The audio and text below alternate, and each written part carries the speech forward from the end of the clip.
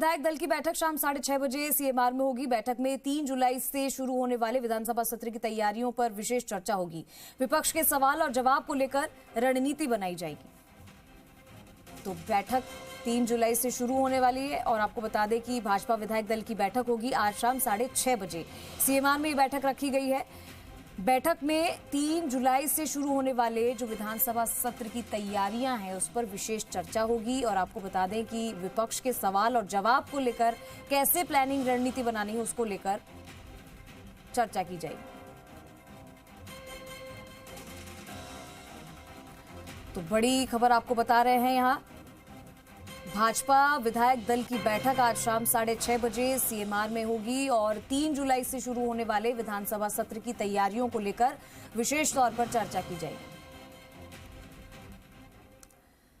जयपुर से अगली खबर है जहां 5 सीटों पर उपचुनाव को लेकर बीजेपी की तैयारियां तेज हो गई है। विधानसभा उपचुनाव के लिए विधानसभा प्रभारियों की घोषणा की है। प्रत्येक विधानसभा सीट पर 2 मंत्री और 2 पदाधिकारी लगाए गए हैं। प्रदेश अध्यक्ष सीपी जोशी के निर्देश के बाद लगाए गए हैं प्रभारी। झुंझुनू के लिए मंत्री अविनाश गहलोत, सुमित गोदारा, महामंत्री श्रवण सिंह बगड़ी, विधायक गोवर्धन वर्मा। इसके अलावा आपको बताएं खीसर के लिए मंत्री कन्हैया लाल चौधरी, सुरेश रावत, प्रदेश उपाध्यक्ष नारायण पंचारिया, विधायक बाबू सिंह राठौड़, प्रदेश प्रवक्ता अशोक सैनी।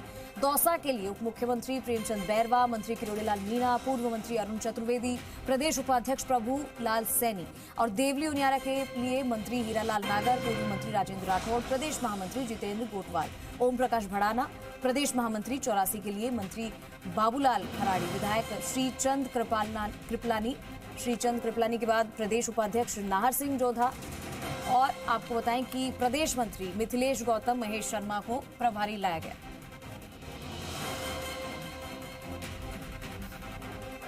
चलिए हमारे साथ विष्णु शर्मा जुड़ चुके हैं ज्यादा जानकारी के लिए, सीधा उनका रुख करेंगे। विष्णु, आज शाम 6:30 बजे सीएमआर में एक बैठक रखी गई है जो विधानसभा सत्र शुरू हो रहा है उसकी तैयारियों को लेकर, इसके बारे में भी बताइए और साथ ही 5 सीटों को लेकर जो चुनाव है उसको लेकर बीजेपी की क्या तैयारी है और क्या कुछ इसके बारे में तमाम जानकारी।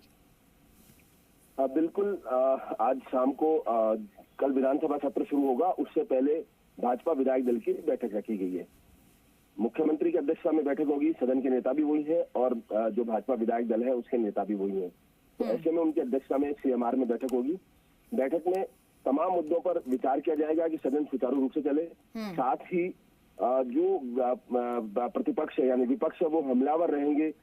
अन्य मुद्दों को लेकर कौन कौन से ऐसे मुद्दे हो सकते हैं जिनको लेकर विपक्ष हमलावर होगा, उनका क्या जवाब दिया जाएगा, सदन में क्या रणनीति रहेगी, कौन जो विपक्ष के हमलों का जवाब देगा। साथ ही सरकार की ओर से भी पक्ष रखे जाएंगे विपक्ष के सवालों के जवाब देने के साथ ही। कुल मिला के इसको लेकर पूरी रणनीति बनाई जाएगी और विधायकों के सुझाव भी लिए जाएंगे। साथ ही जो अनुभवी मंत्री और वो है वो जानकारी देंगे कि किस तरह से सदन में लोगों को जो विधायक है, नए विधायक भी कुछ चुनते हैं, वो अपनी उनकी परफॉर्मेंस कैसे रहेगी। इन तमाम बातों को लेकर यहाँ पर मंत्रणा होगी, मंथन होगा और उसकी जो रणनीति है वो आगामी सदन में दिखाई देगी। वहीं दूसरी ओर भाजपा ने जो 5 सीटें हैं उपचुनाव के लिए, उनके लिए भी तैयारियां तेज कर दी है। विष्णु, प्रभारियों को लेकर क्या कुछ जो घोषणा की है उसमें कैसे चुना गया है और क्या कुछ इनकी रणनीति रहेगी? अब बिल्कुल 2 दिन पहले शनिवार और रविवार को लगातार महामंथन हुआ था इन उपचुनावों को लेकर।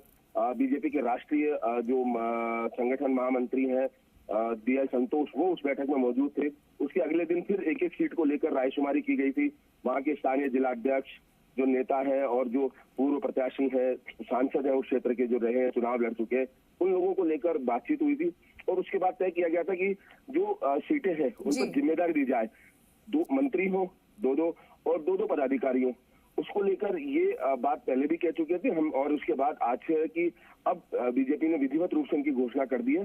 अब इन मंत्रियों की और जो पदाधिकारी उनकी जिम्मेदारी होगी कि वहाँ जो लोगों के बीच संवाद बनाए, सब कुछ करें, वो जिम्मेदारी इन लोगों की होगी। और यही कारण है कि 2 संगठन के आदमी लिए हैं, 2 सरकार के लिए, जिससे सरकार की योजनाएं हैं वो क्या और कैसे चल रही है, उन योजनाओं के बारे में भी जानकारी दी जाएगी। साथ ही जो संगठन के स्तर पर वहाँ जो संगठन के पदाधिकारी हैं उन पदाधिकारियों से बातचीत करके और उनको संगठित रूप से एक मुखी होकर चुनाव में जुटने के लिए निर्देश दिए जाएंगे।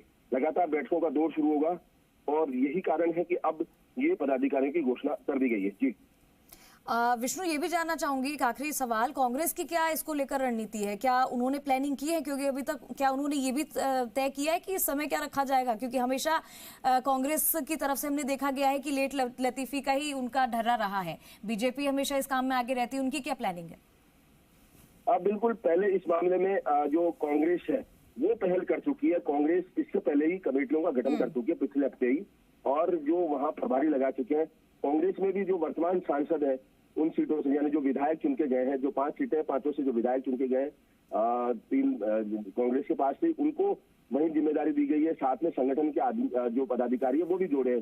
तो ऐसे में कांग्रेस ने इस बार पहली बार बाजी मारी थी और उन्होंने पहले ही जो समितियां हैं उनकी घोषणा कर दी थी।